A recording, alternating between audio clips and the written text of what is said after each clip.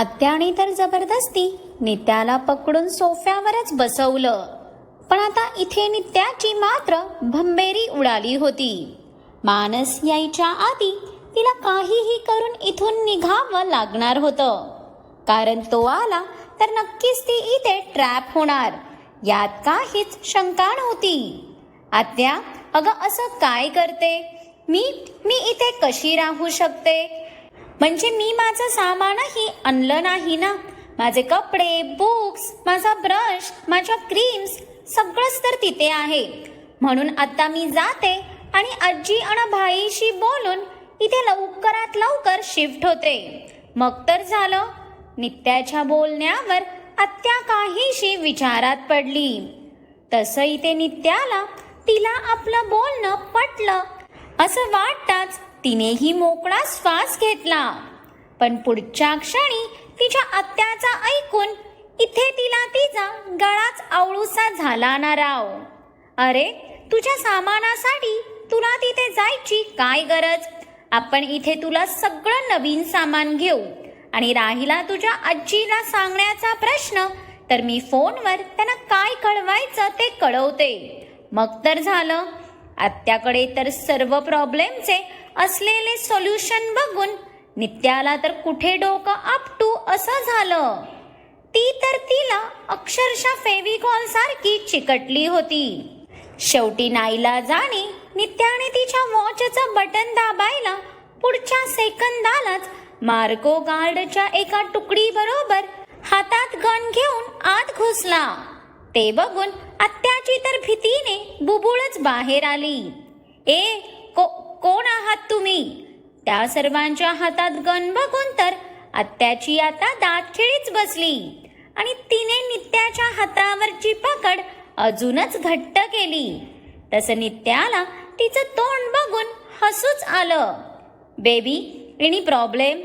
नित्याने आत का बोलवलं हे मार्कोलाही माहीत नव्हतं, पण स्टिल ती कोणत्या तरी प्रॉब्लेम मध्ये आहे इतकं तर त्याला समजलं होतं. आत्या, अगं रिलॅक्स, ते माझ्या सोबत आहेत. आता तू मला इथे राहा बोलतीये तर ह्यांची ही सोय करावी लागेल ना. नित्याच्या बोलण्यावर इथे आत्याचं तोंड सताड उघडं पडलं ना. त्या लोकांना बघून तिला तिच्या घरात भंडारा असल्यासारखी फिलिंग आली. ह्यांची सोय का करायची? ह्यांना तू जा म्हणा. तू इथे राहणार म्हटल्यावर ह्यांची तुला काय गरज? आत्याच्या बोलण्यावर नित्याने काहीस वैतागतच मार्कोकडे बघून मामीने तिच्या पकडलेल्या हाताकडे इशारा केला. तसं मार्को काय ते समजून गेला. बेबीने आम्हाला जायची ऑर्डर दिली तरी आम्ही जाऊ शकत नाही, कारण आम्ही फक्त आमच्या बॉसची ऑर्डर फॉलो करतो. राहिला प्रश्न बेबीचा, तर या इथे राहत असतील तर आम्हीही इथेच राहणार. Boys, let's go. तुम्हाला कोणत्या रूम हवेत ते बघून घ्या. मार्कोने आत्याचा डाव समजत त्याची गन कमरेत खोचत तो त्या 15-16 गार्ड सोबत पुढे पाऊल टाकणार की आत्याचे तर धाबेच दणाणले. अरे थांबा तिथेच. ही काय धर्मशाळा आहे का? कोणीही तोंड उचलून यायला? नित्या, हे सर्व काय चाललंय? मी तुला इथे थांबवून घेत आहे तर ह्यांचा काय संबंध? आत्याला तर त्या सर्वांना बघून धडकी भरलेली. चांगले हट्टे-कट्टे पेलवान होते ते सगळे. आत्या, अगं हे माझे बॉडीगार्ड आहेत. आता जिथे मी असणार तिथेच हेही राहणार ना. म्हणून मी म्हणत होते, मी आता जाऊन भाईशी बोलून घेते, म्हणजे मग मला एकटीला येता येईल. आता तू काय मला सोडेना, मग ही लोकही इथून जाणार नाहीत. नित्याच्या समजवण्यावर आत्याला आता रागच आला. तिच्या आयुष्यातलं अग्निहोत्रींचं महत्व बघून तिची चिडचिडच होऊ लागली. बरं, तू त्याला सांगून लगेच येणार ना? आता आत्याकडे कोणता पर्याय नसल्याने त्यांनी नित्याचा हात सोडला. तेव्हा कुठे जाऊन नित्याने तिचा मनगट चोळत सुटकेचा श्वास घेतला आणि ती पटकन मागे झाली. हो आत्या, मी नक्की येईन. चल येऊ मी आता. नित्या लगबगीत तिथून निघायला. हे बघ राणी, आता तर मी तुला जाऊ देतीये, पण पुढच्या टाइमला मी तुला अजिबात जाऊ देणार नाही. तू माझ्या भावाची मुलगी आहेस, त्यामुळे माझा तुझ्यावर सर्वात जास्त अधिकार आहे. पण तो अधिकार मला गाजवायला लावू नको, नाहीतर ते अग्निहोत्रीही तुला माझ्याकडे येण्यापासून अडवू शकणार नाहीत. आत्याच्या आवाजातली ती चीड आणि चेहऱ्यावरचे चिडलेले भाव बघून नित्या तर क्षणभर घाबरली. पण मार्कोने मात्र रागात दाट ओठ खाल्ले. बट्ट्याला आता नित्याला घेऊन तिथून निघणं जास्त गरजेचं होतं. आत्या, तू शांत हो बरं, येते मी. नित्या तिच्या आत्याचं हे बदललेलं रूप बघून तडक मार्को सोबत बाहेर पडली. तसा इथे आत्याने तिचा फोन घेतला. अरे, आज या नेटवर्कला कसली धाड भरलीये. मगाचपासून प्रयत्न करतीये, पण माणसाचा फोन लागेनाच झालाय. आता जर तो इथे असता तर नित्याला परत जावं लागलंच नसतं. नित्या गेलेली बघून आत्याचा चेहरा रागाने लाल झालेला, कारण आता ही गोष्ट माणसला समजल्यावर तो तांडव माजवणार हे तिला माहीत होतं. Baby, are you okay? मार्कोने त्याच्या गाड्यांचा ताफा मानसच्या बंगल्याच्या बाहेर काढताच नित्याने सुटकेचा निश्वास सोडला. आत्ता कुठे जाऊन त्याच्या जीवात जीव आलेला. असं नव्हतं की मानस अग्नीपेक्षा जास्त ताकदवर होता, पण मानसकडे ती गोष्ट होती जी अग्नेयाच्या श्वासांशी जुडलेली. त्यामुळे तो प्रयत्न करूनही मानसवर डायरेक्ट अटॅक करू शकत नव्हता. येस दा, मी ठीक आहे. गाडी ऑफिसकडे घे. नित्याचा तो गंभीर आणि घाबरलेला चेहरा बघून मार्कोने सेकंदही वाया न घालवता स्पीड वाढवला आणि अवघ्या अर्ध्या तासात नित्या बिल्डिंग खाली पोहोचली होती. नित्या, तू ठीक आहे ना? तुला कुठे हर्ट नाही झालं ना? हे मनगट का लाल झालंय तुझं? काही बोलशील का? नित्या अग्नेयाच्या केबिन मध्ये आल्या आल्या आरवने तिला इतक्या काही घट्ट मिठीत घेतलं की ते लेकरू तर चिरडूनच गेलं. पण त्याच्या मनाची अवस्था समजून ती तिचा श्वास गुदमरूनही गप्प बसली. आणि इकडे ह्यांचं उत्तू जाणारं प्रेम बघून जिथे अग्नी गालात हसत होता, तर तिकडे विष्णूचं मात्र कपाळ आकसलेलं. रॉकी आणि मार्कोने तर माना खालीच घातल्या होत्या. अरे गाढवा, बोलायला देशील तर बोलेल ना ती. सोड रे बाबा तिला, नाही तर ऑक्सिजनच्या कमीने आत्ता ती बेशुद्ध पडायची. विष्णूला नित्याचे आकसलेले एक्सप्रेशन बघून दयाच आली. म्हणजे इतका श्वास अडकूनही ही मुलगी एका शब्दाने काही बोलतीये का बघा. नाहीतर इथे जर त्याची रीटा असती तर त्याला नक्कीच लाथ मारून उडवलं असतं. बिग बी काहीही काय बोलतोय? नित्या, तू ठीक आहेस ना? विष्णूच्या बोलण्यावर आरवने त्याच्यावर वैतागत मागे होत काळजीने नित्याकडे बघितलं. तसं तिने हसतच त्याचा हात पकडला. त्याला उत्तर दिल्याशिवाय तो काय शांत बसणार नव्हता. डोंट वरी आरव, मी एकदम ठीक आहे. नित्याचं लक्ष बोलता बोलता जसं अग्नेयवर गेलं तशी ती पळतच जाऊन त्याच्या मिठीत शिरली आणि त्यानेही तिच्या डोक्यावर हात ठेवत तिला हृदयाशी लावलं. तिला सुखरूप बघून खूप मोकळा श्वास घेतलेला त्याने. नाहीतर तिला काही झालं असतं तर त्याच्या सिंहाने तर त्याचा जीवच घेतला असता. थोडा टाइम तर आता सगळे शांत झाले. नित्या ही अग्नेयाच्या मिठीत तिच्या घाबरलेल्या मनाला शांत करत होती. पण इथे तिला अग्नेयाच्या इतक्या टाइम मिठीत बघून आरव बाबांच्या नाकातून धूर निघत होता त्याचं काय?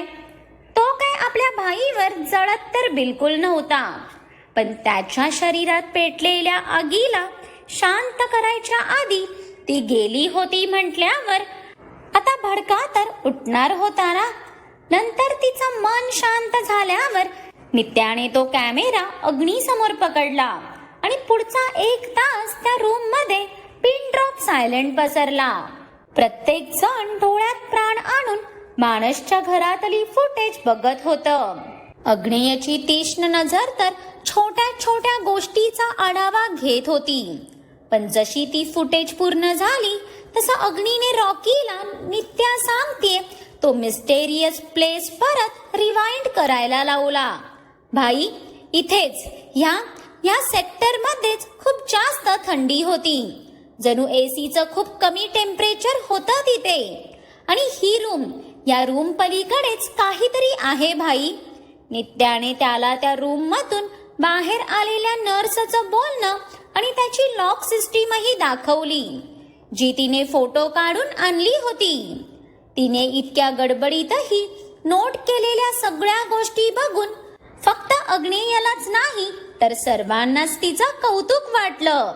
अग्नेयने तो फोटो विष्णूला दाखवत हेतुपूर्वक नजरेने त्याच्याकडे फक्त एक नजर टाकली. तसं विष्णू काय ते समजून गेला. रॉकी, या दोन्ही नर्स, मला ह्यांची पूर्ण कुंडली आज रात्रीपर्यंत हवे आहे. ती कशी मिळवायची हे तुझं तू बघ, पण मला ह्यांचा पूर्ण रेकॉर्ड हवे आहे. अग्नेयच्या चेहऱ्यावरचे ते गंभीर भाव बघून सगळेच आता सिरियस झाले. भाई, तुला काय वाटतं डॅड इकडे असतील? आरवचं लक्ष आत्ताही प्रोजेक्टरवर दिसणाऱ्या त्या रूमवर होतं. त्याचा आवाज अगदीच खोल गेला होता. त्याच्या डोळ्यातली ती हलकी ओल बघून अग्नेयने मनातच त्याचा कंठ ताणला. कमजोर पडणं हे त्याच्या व्यक्तिमत्वासाठी बनलंच नव्हतं. नो आरव, डॅड या रूम मध्ये नाही आहेत. पण त्याच्या या थेट उत्तरावर इथे बाकी सगळे चक्रावले ना. कारण हा माणूस इथे बसल्या बसल्या इतक्या खात्रीने कसा सांगू शकतो, हाच प्रश्न पडला त्यांना. अग्नी, विष्णूने प्रश्नार्थक नजरेने त्याच्याकडे पाहिलं. तसं त्याने त्याची नजर फिरवली तर सर्वांच्या थोबड्यावरचा उडालेला रंग बघून त्याने मोठा उसासा सोडला. डॅड इथे नाही आहेत, कारण डॅडला कोल्ड टेम्परेचर सूट होत नाही. जर ते मागचे 24 वर्ष कैद आहेत तर नक्कीच त्यांना जिवंत ठेवण्यासाठी त्यांनी कुठला तरी वॉर्म प्लेस निवडला असेल. म्हणून जसं आरव बोलला तसं त्यांना कुठेतरी बेसमेंटला ठेवलं असणार. अग्नेयच्या बोलण्यावर सगळ्यांच्या थोबड्यावर प्रश्नचिन्ह उमटलं. जर या रूम मध्ये सिनियर अग्निहोत्री नाहीत तर कोण आहे? ओ येस, जेव्हा मला त्यांनी डॅडला दाखवलं होतं तिथे एसी बिलकुल नव्हता. डॅडच्या हाताला सलाईन होती आणि ते खूप वीकही दिसत होते. बोलता बोलताच आरवचा आवाज कातर झाला. मागचे 2 वर्ष त्याच्या वडिलांची ती इमेज त्याच्या डोळ्यांसमोरून जात नव्हती. डोंट वरी चॅम्प, आपण त्यांना शोधून काढू. त्यांना फक्त तेवढाच इंटेक दिला जातोय की ते फक्त काहीही प्रतिकार न करता जिवंत राहतील. विष्णूच्या बोलणं त्या सर्वांनाच पटलं. बॉस, मग ह्या रूम मध्ये असं कोण आहे ज्याच्यासाठी ह्या नर्सला अपॉइंट केलंय? रॉकीच्या प्रश्नावर सगळ्यांच्या माना आपोआप अग्नेयकडे वळल्या. तसं त्याचं तोंड आकसलं ना. तुम्हाला काय मी अंतर्यामी वाटलो का, जे सगळंच मला माहीत असेल? रॉकी, त्या नर्सची कुंडली काढ, म्हणजे आपल्याला आत कोण आहे ते कळेल. आणि हे काम आज रात्रीपर्यंत झालंच पाहिजे, नाहीतर उद्या तू लुना समोर असणार. चला निघा आता. तुम्हाला नसली तरी मला भरपूर कामं आहेत. अग्नेयच्या वैतागलेल्या थोबड्याला बघून सर्वांनी पटकन जागा सोडल्या. रॉकी तर पहिला बाहेर पळालेला. कोण फुकटमध्ये त्या लुना बेबीच्या पोटात जाणार ना. ती तर आता बेबी ही राहिली नव्हती. विष्णूही त्याला दिलेलं काम करायला तडक निघून गेला. पण जशी नित्या आरव सोबत बाहेर पडणार की तोच अग्नीने तिला अडवलं. नित्या, तू थांब, मला तुझ्याशी थोडं बोलायचं आहे. अग्नेयाच्या ह्या वाक्यावर आता मात्र आरूबाबांचं तोंड आकसलं ना. तसा अग्नेयाने एक भुवई उंचावत त्याला असा काय लूक दिला की त्याची इच्छा नसूनही त्याला तिथून जावंच लागलं. नित्या, अग्नेय तिला काही विचारायला जाणार की नित्याची स्माईलच त्याला त्याचं उत्तर देऊन गेली. डोंट वरी भाई, काम झालं आहे. बस हेच तर हवे होतं त्याला. आता बाकी हँडल करणं त्याच्या हातात होतं. बट नित्या, तू फक्त आता अलर्ट राहा, कारण जसं माणसला समजेल की तू येऊन गेलीये तो तुला कॉल डेफिनेटली करणार. पण तुला त्याला हँडल करावं लागेल. त्याला चुकून जरी भणक लागली की आपल्याला सर्व समजलंय तर तो सर्वच संपवून टाकेल. आणि मी इतकी मोठी रिस्क नाही घेऊ शकत. आणि आरवलाही त्याचं काम करू दे. तुझा त्याच्यावर ट्रस्ट आहे ना? अग्नेयाच्या शेवटच्या प्रश्नाचा रोख समजताच नित्याने मान झुकवत फक्त होकार भरला. तिचा तिच्या आरूवर पूर्ण विश्वास होताच, पण जे काम अग्नीने नित्याला लांबून करायला सांगितलेलं तेच आरवला मात्र जवळून करायचं होतं. म्हणून तिचा जीव अगदी कासावीस होत होता. पण आता या शेवटच्या लढाईत त्यांच्याकडे पर्याय तरी कुठे होता ना. आता तर साम दाम दंड भेद या तत्वांना अनुसरायची खरी वेळ आलेली. नित्याही त्याच्या केबिन मधून जाताच अग्नेयाने ती फुटेज पुन्हा ऑन केली. पण ह्या टाइमला त्याची नजर एकाच ठिकाणी अडकलेली, जिथून नित्या पास तर झाली होती, पण ती जागा तिच्या लक्षातच आली नव्हती. मानस विसरला वाटतं.